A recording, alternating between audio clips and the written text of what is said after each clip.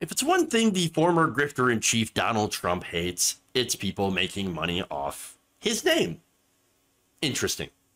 Now, that's according to several advisors to Trump speaking off the record on, well, not an off the record, but anonymously to the Daily Beast. In fact, according to one senior Trump advisor, speaking on the condition of anonymity, saying of people in former President Trump's orbit who are making money off the Trump brand, quote, he notices. He notices who was there, who will be there, and why they are there. But does he also know when you're sleeping and know when you're awake and know if you've been bad or good? I don't know. It sounds weird, but then again, knowing how Mar-a-Lago is filled with security cameras, maybe I wouldn't be surprised.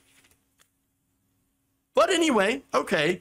Now, this advisor continued by saying, the grifters seem to be the people who disproportionately enriched themselves during Trump's presidency. Oh, see, you understand.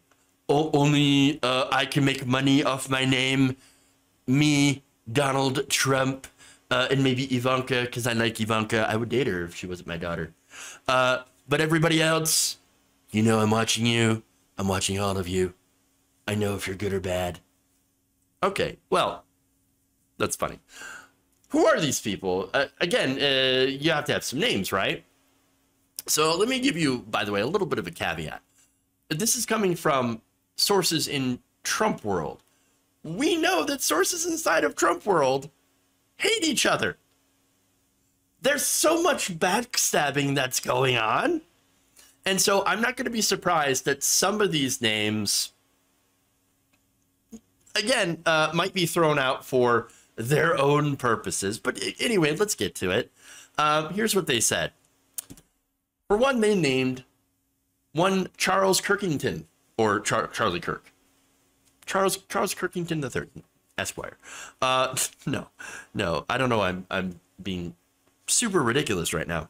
But one senior Trump advisor said, you can't forget Charlie Kirk, with another advisor naming Kirk as one of the biggest grifters in Trump's orbit.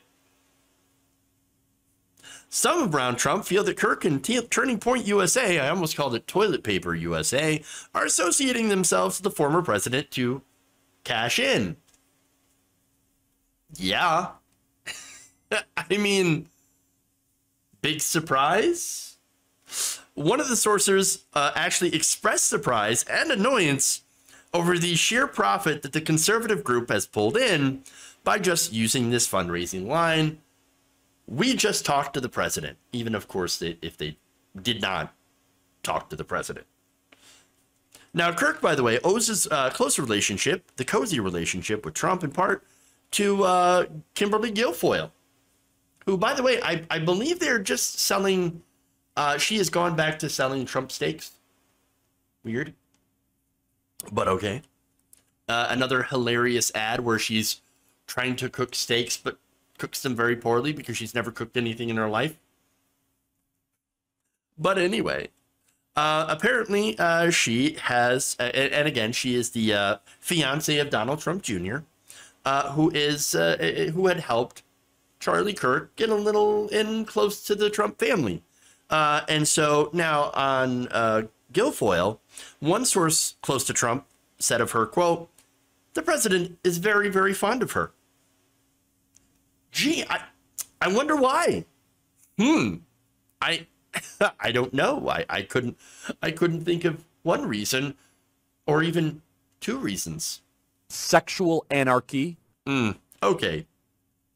Look, to go to where there's some jelly going on, some sources accuse Guilfoyle of enriching herself through access and proximity to the former president, with stories ranging from her receiving luxury clothing to shocking payouts. There is, of course, one story, according to one advisor, of a donor buying her some very expensive boots. How expensive? Not entirely sure. But other sources pointed to Guilfoyle's former $15,000 a month payments via Brad Parscale, was also named in this, as well as her January 6th speech, which lasted about 2 minutes, but garnered about $60,000. Wouldn't it be nice to make $60,000 for 2 minutes of work? Not even work. She just comes out and says insane things and then caps it off as, by the way, she was right when she said the best was yet to come for her in the form of $60,000. He's $60,000 paycheck. Okay, but anyway, again, I could definitely see a lot of jealousy. Just saying. But there's more. Others have taken aim at Jared Kushner. Oh, who along with Ivanka Trump increased their personal wealth by as much as $640 million, according to a Crew investigation. And then, by the way, after leaving the White House, Kushner started making even more money.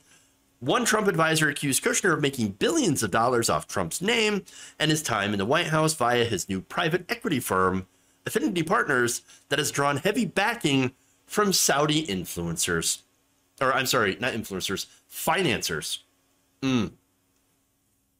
Others being accused of grifting off Trump's name include Roger Stone and Steve Bannon. The two Trump advisors spotlighted Stone as vindictive and untrustworthy. One of them added that Stone remains one of the many sycophants who beg from attention from the former president. And then, of course, there's Steve Bannon. The former president, according to a source, was apoplectic over Bannon's role in the We Build the Wall scam, a grift that drafted behind Trump's unfulfilled campaign promise, eventually drawing federal conspiracy charges for money laundering and fraud. Trump, look, we know Trump had pardoned Bannon. I think that's because grift knows grift. Okay? So now,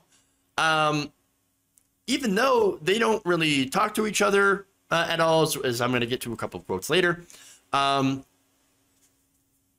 had, I guess, if you remember when he was removed from his position in the White House, it was insane even knowing that someone like that was inside the White House in the first place, was removed after he talked a little bit of shit about Trump. But anyway, Trump mad likely because he didn't come up with the We Build the Wall scam first. He stole all this money, millions of dollars, from Trump supporters, along with Brian Kolfage, and went and pocketed that money. Oh, we're going to build a giant, Donald Trump's giant, big, beautiful wall since he can't. And that's a sore spot with him because it's a failure. And we're going to just, again, take this money. We're going to put it in our pocket. And we're going to buy our own, buy cars and clothes and fancy suits and all that wonderful stuff. And we're going to laugh at them. We're going to laugh at the donors. You gave us all this money. What kind of idiots are you? I can't believe you gave us cash. We're not going to do anything. We're not going to actually build a wall. Are you daft? Are you mental? Are you stupid? We don't have the authority to do that. We don't own the land. That's private property. Now, it doesn't matter, though, because you guys are idiots. You'll give us money for anything related to Trump. And Trump still pardoned that guy. Not Bannon's accomplice, by the way, who is actually in serious problems. He is in jail for this. But not Steve Bannon. Nope. Let him go. That's what Trump did. Gave him a pardon. Again, grift knows grift. Now, of course, I think maybe in an effort to repay that kindness and to continue his own grift, Bannon has been a huge peddler of the big lie, the decertification of the election. But none of that means that they're still on friendly terms. Okay. In fact, one senior Trump advisor said this: they don't really talk. Another, of course, backed that up. Instead, Bannon and his former boss take in each other's material through osmosis, according to a Trump World source, and a supply of favorable Trump headlines generated by Bannon's remarks. So it is funny, though, overall, that Trump's real mad about people grifting. Again, as I mentioned, grift knows grift, right? Donald Trump grifts all the time. The man has been accused of not paying his workers, stiffing his lawyers. That's why no lawyers want to work for him. Paying $25 million to settle a fraud lawsuit against his own sham university, leaving real estate investors on the hook for failed projects, redirecting money from his children's cancer charity to his own company, not to mention using the presidency to stuff money into his own pockets.